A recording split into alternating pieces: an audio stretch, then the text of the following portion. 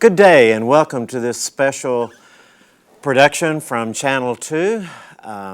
Today we're looking at the 1937 flood, and behind us you'll see some really good footage, live footage from the 1937 flood here in Paducah.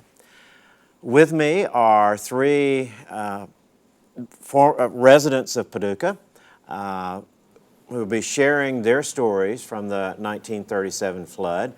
And this is presented really by Emeritus Place, formerly known as Culpeper Place. And we hope that you enjoy the memories that Virginia Akers and Brian Stewart and Lee Hodges will be sharing with us this morning. Virginia, let's start with you. Tell me something about the 1937 flood and your life at that particular time. Where did you live? Where did you go? What do you remember about the flood? I lived at 2000 Clay, and the flood got about 6 inches in our house, just enough to ruin the floors and all the carpet. But we went out in my father's fishing boat, and we went on to Arcadia School, where there were a lot of people there on pallets and cots and sleeping on the floor. And so that's how we spent our first night from the flood. But then a friend of my father's located us and invited us to their home for the duration. And of course, I thought it would be a couple of days, but we were there 2 weeks. And I came out in a Kelly green dress. I got awfully tired of Kelly green after 2 weeks. You wore the same dress for 2 weeks? Had to. Okay, and you told me that you were 17 in Yes. 1937, and so you were in high school at Tillman. Augusta Tillman, Right. on 10th Street. Right. Okay, so for the two, how did your father's friends get in touch with you? Because I'm assuming there was no telephone service at the I time. really am not sure, but somehow he found that we were Arcadia, or he knew a lot of people were there and assumed that we would be there. Okay, and Arcadia was past the flood. Yes. The end of the flood, because that had just passed 29th Street, hadn't it? I mean, just as you, between 29th and 30th was where that, the end of the flood actually was. Yes, we got out of my father's boat at 28th and Jefferson. Okay. And from there, we got in this army truck, Okay. which was filled with people, and they took us to Arcadia Gymnasium. Okay. Did you have food available to you at the Arcadia Gymnasium? Yes, they had, not very much, but we had enough. And we slept on the floor that night, and then the next day we went to my father's friends, and we stayed there 2 weeks. 2 weeks. Now, where was their house? Their house was at Lone Oak. It was Guy Clark family. Okay, okay. And we were there. It was a 2-bedroom, 1-bath house, and of course we ended up with 10 people there. I was going to ask how many. Yes. So how many people in your family, Virginia? Well, it was only just the 3 of us. Okay. But after we were there, they invited the Harkey family.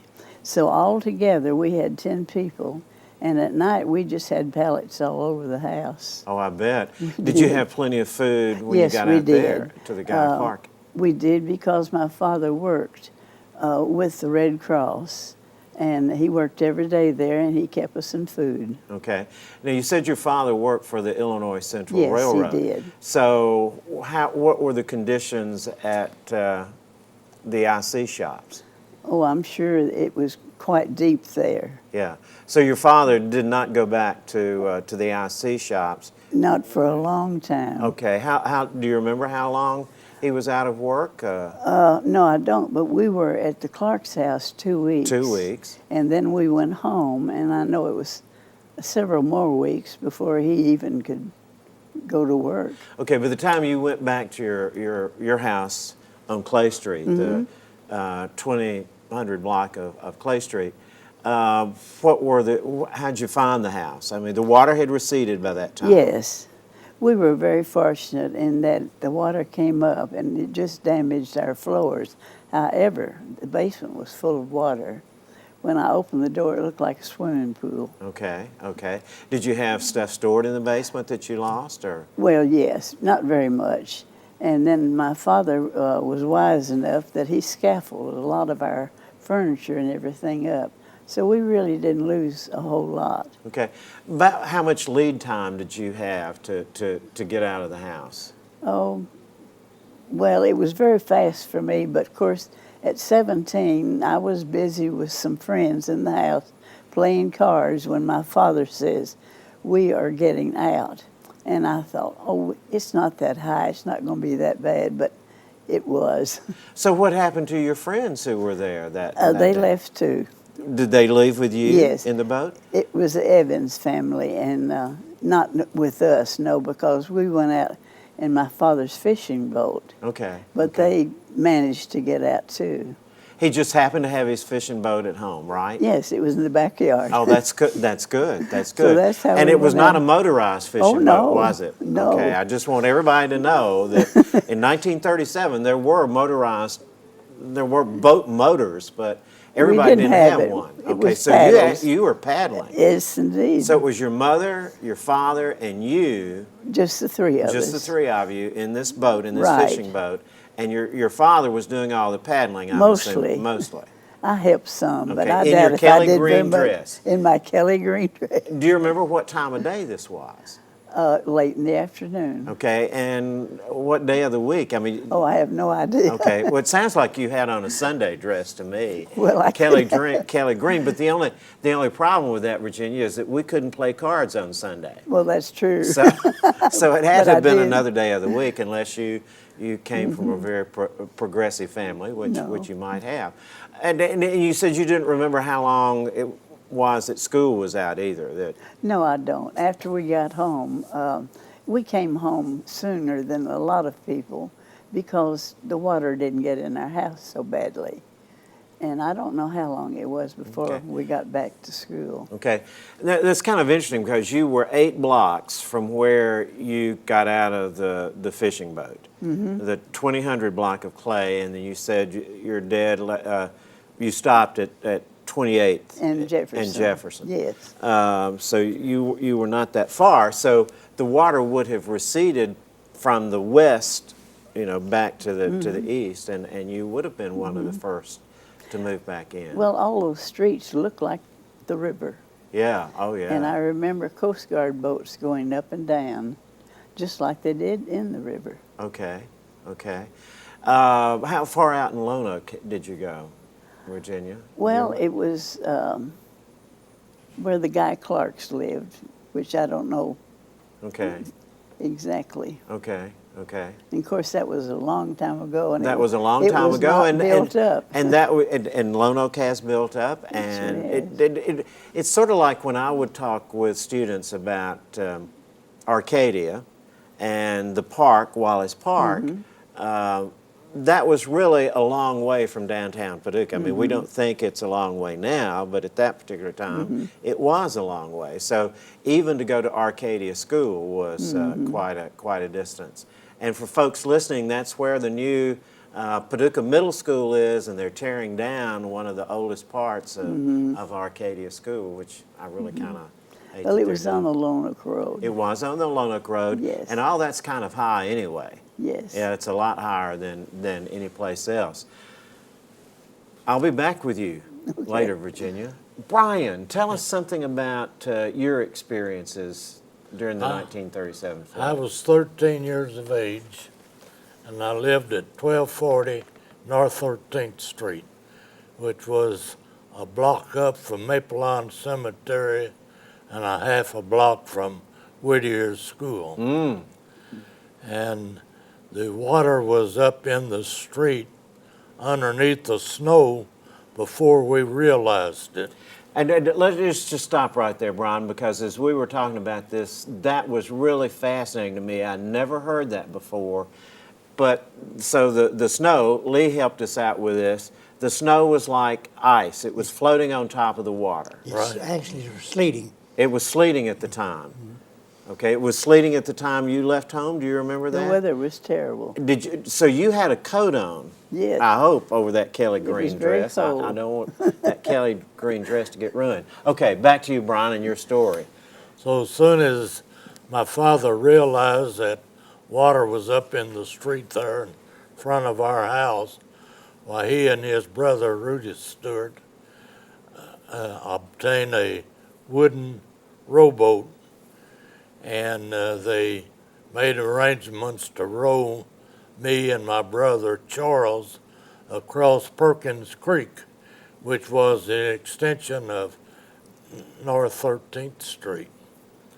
And the water was swift across Perkins Creek, just like in a river. And they rowed us across there and had made arrangements for a fellow to pick us up and take us to our grandmother's house, which was on the Mayfield Metropolis Road, What did he pick you up in, Brian? right at the edge of What the water there in at Perkins Creek? What did he pick you up in though? Was it a vehicle or? Yes, it was a vehicle. I don't remember the model or Okay, age or okay. anything, but at that time I'm pretty sure it was a fairly old vehicle. Okay, okay. But And they took you to your grandmother Stewart's on the Mayfield Metropolis Road, which is several miles away from that. yes, it Perkins. was. He didn't take us to her house because when he got to what they call the Roy Lee Road, it had never been traveled on, and he was afraid to travel down this road in his vehicle, afraid he'd get stuck. So my brother and I had to walk about a mile in the snow and ice to our grandmother's house. About how deep was the snow, Brian? Do you have any idea? Oh, seemed like it's about foot deep. Okay, so that far out. I mean, how long had it been snowing in Paducah? For 2 or 3 days, Okay, so off and on. okay, and there was nobody had any indication that this was going to happen, right? Apparently not. Okay, how much lead time did y'all have, Brian, to get out of the house? Very little, because like I say, it was a surprise when we first saw that water was out there in the street Okay. underneath the snow. It eventually got up to about 2.5 feet deep where our house was, and it got up even with the floor, but didn't really flood it other than that. Okay, okay. You said that they found this wooden boat. That was precipitous for y'all. I mean, that you found something. And it was just your uncle and your dad and you and your brother in the boat, right? My dad and uncle both were big fishermen. I used to fish on Turner Lake a lot, so it was no problem for them to locate a boat to haul us across the creek there. Okay, so what did your dad and your uncle do after they let you and your brother off on the other side of Perkins Creek? Well, they went back to their respective homes, and my father had to evacuate his wife and 2 daughters, and they were taken out on the old Cairo Road to my mother's parents' house, Frederick Barr, Okay. and they lived there during the flood, where my brothers and I lived in the house with my grandmother Stewart. Okay, okay. And how long were you out at your grandmother Stewart's? Oh, seemed like it's about 2 weeks. Okay. Then they transported us over to our other grandparents on the Carroll Road, where we stayed until the flood went down enough we could return to our home on North 13th Street. And do you remember how long you stayed at her house? About 2 weeks, to the best of my memory. So you were away from your home for about 4 weeks Yes. during all that. Okay. What did your father do? Well, he had several different jobs. His main one was selling monuments for Beasley Marble and Granite Company. Okay, okay, all right, okay, good. I'll be back with you, Brian. Lee, tell us something about your experiences during the 1937 flood. We had just moved to West Paducah, which is several miles from Paducah, and near what sometimes people call Maxon Mills. There's an old old mill there. We bought this property with the understanding that the water had gotten only 6 inches deep in 1913. Which was the last major flood in Paducah. Right. So when it kept raining and people kept saying there was going to be a flood, we watched the water come up for several days. And as it gradually came up, finally my dad said, tomorrow we're going to move. So I'm sure they went through a preliminary packing of clothes and things that they thought they would need to move. Now, how many in your family, Lee? I had 3 other brothers and my dad and mother. Okay, so there were 6 of you. Right. Okay.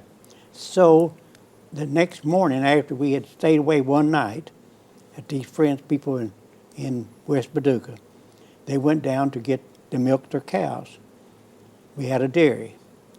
Okay, the water was so deep they couldn't drive in. So they came back. They somehow got 2 boats. And so we went in with my mother and my brothers to the house, and they began to load up what we needed to take or could carry in these boats, which I'm sure must have been clothing and probably some home canned fruit. So then in the meantime, the men came in the neighborhood and they scaffolded our furniture in what they could. There was heavy furniture. And then they cut a hole in the living room ceiling and put the lighter weight things in the attic. Well, the water got 6 inches deep in the attic. So we lost all the things that were scaffolded. It was lost. The windows broke out of the house, the doors came open, and what furniture we had was found several blocks away and never found some of it. Okay, okay. So were you able to salvage the house when you came back? Basically, it was just house.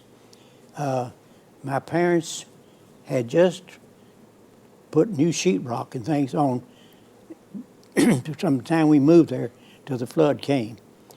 All that sheetrock had fallen off, and I don't know how my parents ever cleaned all that out without having pressure hose or anything. They did it by hand, and I'm sure it took a long time to do it.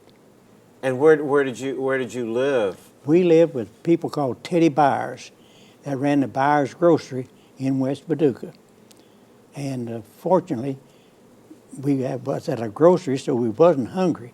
But I will add, the grocery ran out of food. It ran out of milk. It ran out of gas. There was no way of communicating. And so fortunately, we didn't go hungry, but the Red Cross did not feed us. Okay, okay. So was it the Red Cross working at Arcadia School, Virginia? No, my father was volunteered with the Red Cross, Okay. and he kept us in food. And he kept you in food. So what about food when you were out at your grandparents, the Stewart grandparents, Brian? Well, they were big farmers, and they had plenty of food stored up for the winter. Okay, So food was no problem. okay. And this was in January of 1937. Was that one of the coldest Januaries that you remember? Coldest one I remember. Very cold. Okay. This snow stayed on and on and on. It did. Okay, so it had been snowing for several days. Right. You told me a really interesting story, Lee, about you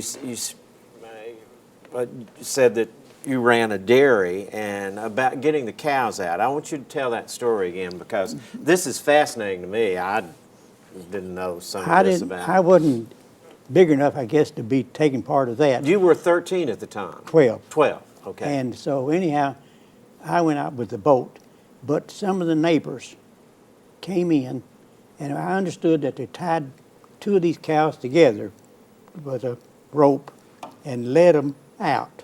Now, how they did it, I don't know, and how long it took, but I think they did it was all in one day. And the water was getting deeper and deeper, and of course they having to do it in this ice, and they led the horses out the same way. And I don't know what they did with the chickens, but they survived some way too. Huh. Now, I ask you, and this is a fascinating thing to me about cows, maybe fascinating to you, that those cows had to swim or do something to maneuver themselves out of that water. I'm sure they did. I don't know. And do you remember how many cows you had? What was your... I would say probably 10 or 12, 15 maybe. Okay, and you continued to milk those cows. Yes, in other words, they took 2 over to this neighbor and 2 over to another neighbor that could take care of them. And so Dad would get up, they'd go to the different places and milk the cows, and then people would come and get the milk. So we supplied a lot of milk. You gave it away. You Gave it gave the away. milk away because you Right. couldn't sell it. No, Okay. And you think that all the chickens survived? I think so. And where did you take the chickens? I don't know. Okay, okay. So when you went back and you recovered, did you recover all the cows? And Oh, yes, yes. so what were the barns and all like? Well, the barns just stood They were there. gone, weren't they? No. They weren't? No, the barn stood the flood better than anything, I guess. Well, water just came up in them and it went out of them. My goodness. I mean, you know, one of the things that fascinates me about this, and I'm having some work done on my house, is how well houses and places were built in the early 20th century. You know, they're not built that way anymore because most of the stuff, most barns now, I don't know, of course, barns are metal. The one fascinating thing is, as we sit in front of this footage, and Virginia, you said this, that you think you've seen your father. I have. You have finally seen him because you said that he worked for the Red Cross. Yes. And he worked the boats primarily. I saw him in a rowboat. Okay, in the rowboat. Isn't this fascinating that we It have this is. kind of footage from the 1937 flood? It Sure is. is. You know, this is just incredible that we're watching as trucks come in, and you said something about the Army Yes, at 28th Street Yes. that picked you up. the trucks and The everything. trucks, yeah, Yes. yeah. Where did they come? Did they come from Fort Campbell, or where did they I come have from? no idea, but they were participating in helping. Oh, that's great. That's great. And let me ask you something about the sense of community. You've all expressed that with your families, and you said that there was another family, Virginia, with you, and I've heard these kinds of stories before, that it wasn't just one family who was given Right. refuge in a particular place, but it was several families. What was the sense of community at that time, the kind of help that people gave? You talked about this too, Lee. Oh, yes, Everybody helped everybody. they did. And I might add something that I hadn't told you previously. Before the flood, just as the flood was coming up, I had a brother that was going to Drawn's Business College. So he was boarding in Paducah. Oh, So all during the flood, we did not know where he was. My mother grieved herself to death, worried about what happened to Ray. because he was quite a distance away from you, And so finally, and no communication. No communication. Finally, one day we heard he was in Mayfield. Do you know how he got to We Mayfield? don't have any idea. And then we heard he was in Murray. And my parents drove over to Murray, still didn't find him. And so it was about 6 weeks we didn't know where he was. My goodness. Where did he live in Paducah? Where was he boarding? Do you remember? I don't really know. Okay. But it probably would have been close to Durham's Business College. I imagine so. Yeah. Okay. That's really fascinating. And you're tearing up a little bit here thinking about that, and that was an emotional time for your It was. family. It was, because you didn't know, and there wasn't any kind of communication, because all of there was no power in town either, was there? No. But now you had power out in Lone Oak, Yes. and you had power out past where you went, right? Right. Okay. I don't know about. I don't remember. You don't remember, okay? That's good. That's good. Anything else you want to say about the 1937 flood? Well, the time of the flood was one thing. The cleaning up was a major thing. Okay. And that okay. not only in our particular home, but you could go down Broadway and just things would be piled out, just Oh, yes. furniture and things my was father. waiting to be picked up. Do we want to continue this conversation and talk about the cleanup for a while? What do you think? I'm not familiar with that. Okay. I had just one other thing to add real quick. Bad as this cleanup was, the worst part of it, a short time after we moved back into our house, my mother died. Oh, man. And I think she worked herself to death. Yeah. Good. Yeah, could be, could be. Okay, this has been fascinating. Thank you so much for coming and participating in this and telling your stories and the emotional impact that the 1937 flood had on each of you. And thank you for watching.